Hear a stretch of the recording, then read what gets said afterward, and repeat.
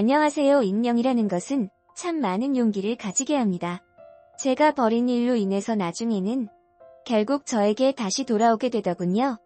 누군가에게 절대 털어놓을 수 없었던 사연, 죽을 만큼 누군가를 사랑해본 사람들은 이해할 수 있을지 않을까 해서 보내봅니다. 저는 4년 전 한 여자를 만나게 되었습니다. 얼마나 마음에 들었으면 그녀를 처음 본 순간 태어나서 처음으로 멍하니 따라가 그녀에게 연락처를 물었고 그녀와 사랑에 빠지게 되었습니다. 그냥 길거리를 걸어오는 그녀의 모습을 보며 아, 저런 여자와 결혼하고 싶다라는 생각을 했었죠. 그렇게 그녀의 연락처를 받은 저는 그녀에게 매일 전화를 하고 같이 식사도 하며 서로가 마음이 있는 걸 확인하고는 사귀게 되었습니다. 중간중간 성격의 차이로 다투기도 했지만 큰 문제가 없었고요.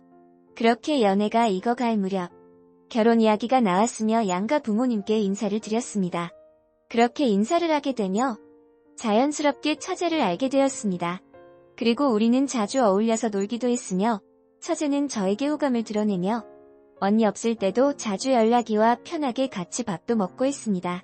아무래도 언니인 여자친구보다 처제가 회사도 근처였고 솔직히 말하면 다 핑계고 아내와 닮았으면서도 다른 매력을 가진 처제에게 호감을 느꼈던 것 같습니다. 처제도 그런 저에게 호감을 느꼈는지 저에게 먼저 연락도 하며 자주 밥 사달라던지 영화 뭐가 재밌다던지 핑계를 대며 저에게 데이트 아닌 데이트를 요구하더군요. 저도 마음에 있던 처제가 그러니 처음에는 그저 여자친구의 동생을 챙기는 거다. 저희는 오히려 언니인 여자친구보다 더 잘 맞았습니다. 취향이나 식습관, 영화 취향까지도, 그리고 심지어 궁합도 잘 맞았습니다. 저희는 결국 술을 먹고 넘지 말아야 할 선까지 넘어버렸고 처제가 저한테 말하길 언니에게는 정말 미안하지만 한 달만 그냥 자기 애인 해주면 안 되겠냐고 처제가 먼저 말을 했고 그때부터 정말 인생에서 가장 기억남지만 아픈 한 달이 지나갔었습니다. 저랑 아내는 이미 상견례도 끝냈었던지라 결혼식은 결혼식대로 잡혀 있었거든요. 맞아 죽을 일이지만 그럴수록 처제에게 더 끌렸습니다. 결국 한 달이 지나가면서 저는 아내와 결혼을 하기 위해 처제에게 헤어지자고 말하였습니다. 그때 처제가 정말 매일같이 울면서 연락이 오더니 제발 언니랑 결혼하지 말라며 차라리 다른 사람이랑 하던지 하라며 파혼하고 한참의 시간이 지나면 혹시나 우리가 결혼할 수 있을지도 모르는 기회라도 있지만 지금 언니랑 결혼하면 나랑 절대 못 만날 거라고 저한테 빌면서 사정하던 처제. 저도 많이 흔들렸었지만 그러기엔 이미 너무 멀리 왔었습니다. 처제에겐 지금까지 우리가 한 것만 해도 언니에게 너무 미안한 일이고 이미 결혼을 무르기엔 너무 멀리 왔다며 처제의 연락을 단호하게 끊으며 언니와 결혼을 했습니다. 그땐 저는 제 마음을 제가 스스로 컨트롤할 수 있을 거라고 믿었던 거죠. 사랑이라는 열병에 대해서 너무나도 가볍게 생각했었습니다. 파혼하면 아내가 받을 충격이나 부모님이나 장인어른이나 이렇게 파혼하고 쟤랑 결혼한다는 것도 말이 안 되는 거라고 생각을 했었거든요. 그런데 문제는 결혼하고 나서부터였습니다. 계속해서 아내와 처제가 비교가 되더군요. 아내와 있어도 계속 처제가 생각이 나고 결국 처제와 다시 연락을 하게 되었고 처제는 연락하지 말라며 이미 강을 건넌 건 저지 자기가 아니라며 우리 둘은 진짜 그러면 안 되는 거라고 계속해서 밀어낼수록 저는 더욱 처제에 대한 열망이 커졌습니다. 하지만 그러면서도 처제도 울면서 아직 많이 사랑하지만 진짜 자기는 무서워서 못하겠다며 제 연락을 차단했고 저는 광기에 들린 사람처럼 처제에게 연락을 하는 그런 모습을 결국 아내에게 들키고 말았습니다. 아내는 저에 대한 배신감과 동생에 대한 배신감으로 너무나도 힘들어하였습니다. 결국 저도 매일매일이 지옥 같은 나날이었고 저의 바보 같은 선택 때문에 일이 이렇게 되자 너무나도 힘들어서 아내에게 이혼을 하는 게 어떻겠냐고 말을 꺼냈습니다.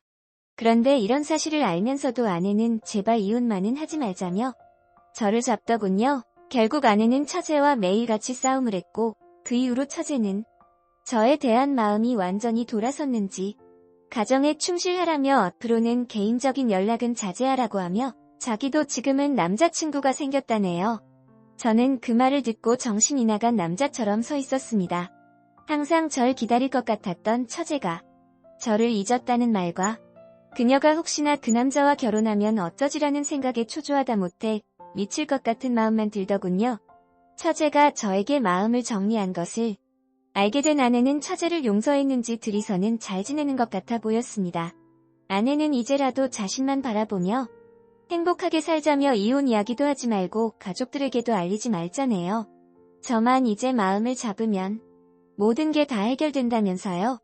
저도 마음을 다잡으려고 아내와 여행도 떠나보고 혼자서 등산을 하며 절에도 머물러 보고 했지만 결국 인간 쓰레기이자 미친놈이 저라는 걸 알지만 마음만큼은 도저히 어쩔 수 없다는 걸 깨달았습니다. 누가 저한테 욕을 해도 이 마음이 정리가 안 됩니다. 저는 제가 얼마나 잔인하고 형편없는 놈인지 아내한테 정말 찢어 죽어도 할 말이 없지만 그런 아내는 오히려 저를 탓하기보다 마음 잡고 살자는 말에 미안함만 느끼고 있지만 동정의 마음과 사랑의 마음은 별개라는 걸 이 글을 쓰는 순간에도 깨닫고 있습니다. 저는 지금도 아내보다 처제를 사랑합니다. 세상에서 저에게 목숨보다 가장 중요한 사람이 있다면 그것은 바로 처제입니다. 아무리 마음을 잡으려고 해도 처제가 결혼할 남자를 데려온다면 저는 그걸 견딜 자신이 없습니다. 이제는 처제도 저에 대한 마음을 접은 것 같지만 저는 정리가 안 되니 정말 아내에게 못할 짓이라 둘 모두를 잊고 살고 싶습니다. 그러려면 이혼을 하고 아무도 저를 찾지 못하는 곳으로 갖고 싶습니다. 이제 20대 후반인 아내는 저에게 속아 저만 바라보며 결혼하여 너무 많은 상처를 입었습니다. 하루하루가 큰 죄책감으로 다가옵니다. 아직도 수백 번 수천 번도 처제가 울며 매달릴 때 파혼하고 처제랑 결혼할 거리라는 생각만 죽도록 빌고 또 빌다 꿈도 꾸기도 합니다. 결국 그동안 다니던 회사도 저는 그만두게 되었고 아내와 이혼을 준비하고 있습니다. 아내는 제발 이혼만큼은 하지 말아달라며 이 사실이 장인어른 댁에 알려지는 게 너무나도 두려운가 봅니다. 그렇게 제가 회사도 그만두고 폐인처럼 살아가자 처제가 연락이 와 대체 왜 그러냐며 자기 죽는 꼴 보고 싶냐. 언니한테 천벌받을 짓거리 한 것도 모자라서 자기 보고 어쩌라고 하는 거냐며 울면서 말하더군요. 저는 처제에게 아니라고. 그냥 처제는 처제 갈 길 가라고 저는 떠나야만 되는 사람이라고 했습니다. 처제는 이럴 거였으면 내가 그렇게 매달릴 때 왜 그랬냐고 하는 말에 저도 그 시간으로 다시 돌아갈 수만 있다. 내 모든 걸 주어도 상관이 없다고.